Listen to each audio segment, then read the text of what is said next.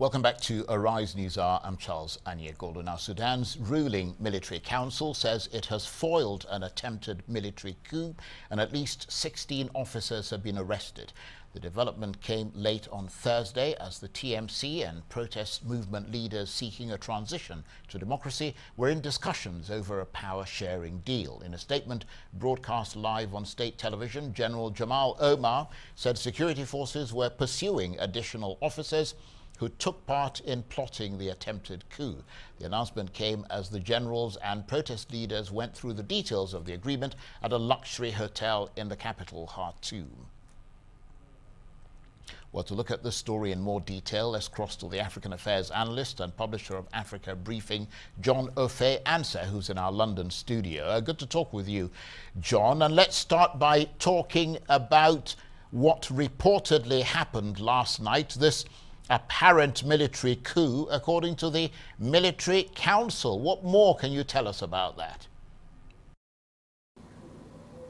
Yes, it appears there are some elements within the country, particularly within the military and security agencies, that are not happy with the developments taking place in the country.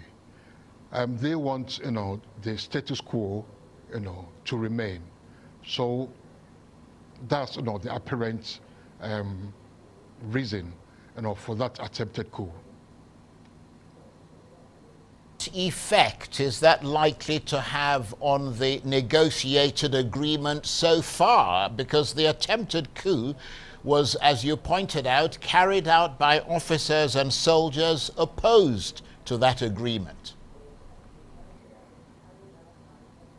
No, it will not have any significant bearing, if any at all, no bearing at all, on the developments that have taken place over the past week, and which will culminate in the formal signing of the agreement reached between the TMC, the Transitional Military Council, and the civilian opposition protesters. So I'm not sure it's going to have any bearing at all.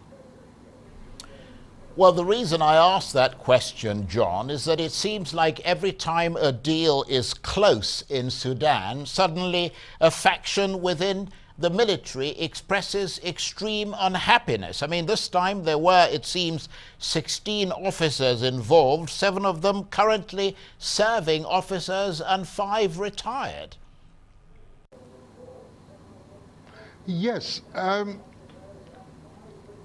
I suspect some foreign influence. We shouldn't forget that this TMC is being largely propped up, financially by United Arab Emirates and Saudi Arabia, and with the UAE, most of the gold production in Sudan, goes to that country, whereas Saudi Arabia receives most of Sudan's livestock imports. And we shouldn't also forget that Sudan also has about 16,000 men, fighting on the side of Saudi Arabia in the war in Yemen. Okay, those Saudi troops are on the Saudi Yemeni border. So I might suspect there might be, a foreign influence, particularly from these 2 countries that I've mentioned. But overall, we shouldn't forget that apart from the AU and Ethiopia, the US have actually appointed a special envoy to Sudan, despite the fact that US sanctions on Sudan are still in force.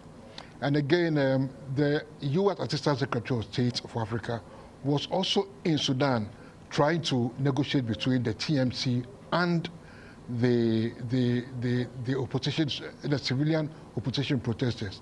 So this influence I mentioned from UAE and Saudi, I believe, might be countered by the influence from from the U.S. and other countries like China and Turkey.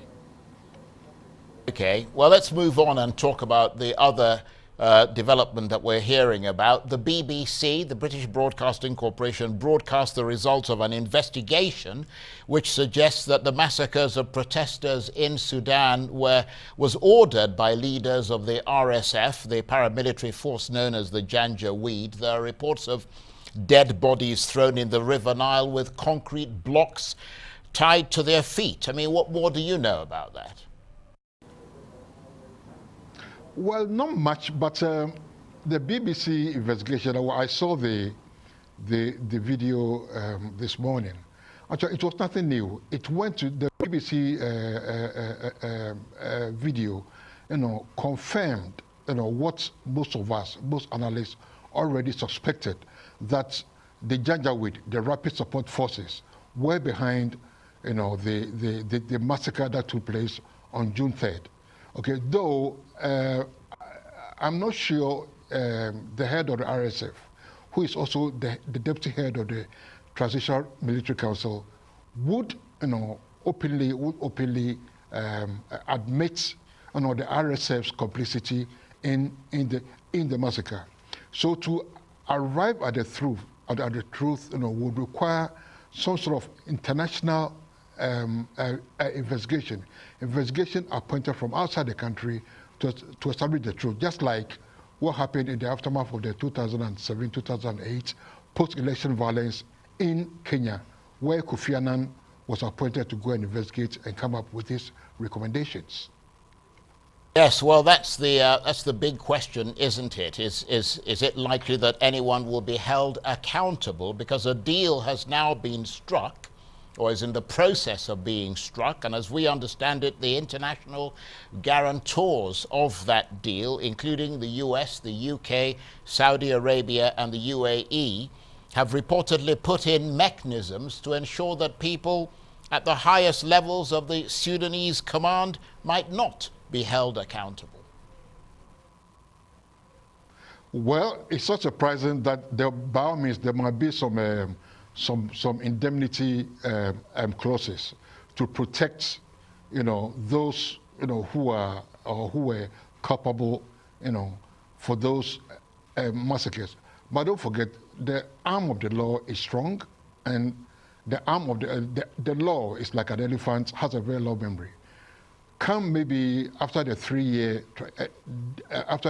transitional period, and come a properly elected civilian government, chances are, that matter could be resurrected, and those responsible will be brought to book.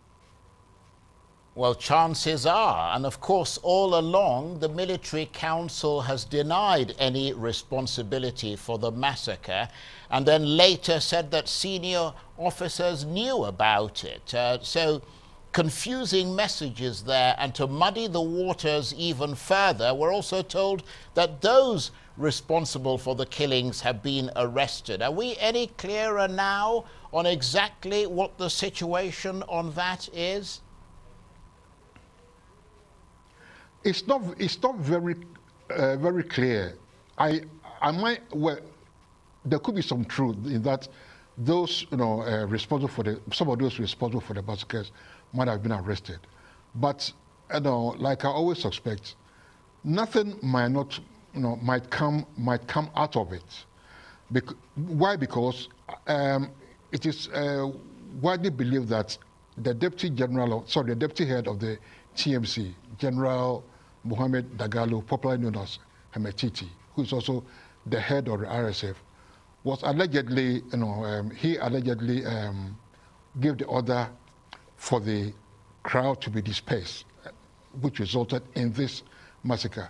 So should anybody brought to trial, chances are, a whole can of worms might be opened. So I don't believe, anything will happen.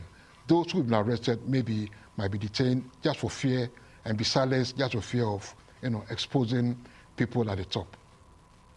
Okay, John, thank you very much indeed. John Ofe Ansah, the African Affairs analyst and publisher of Africa Briefing, talking to me there.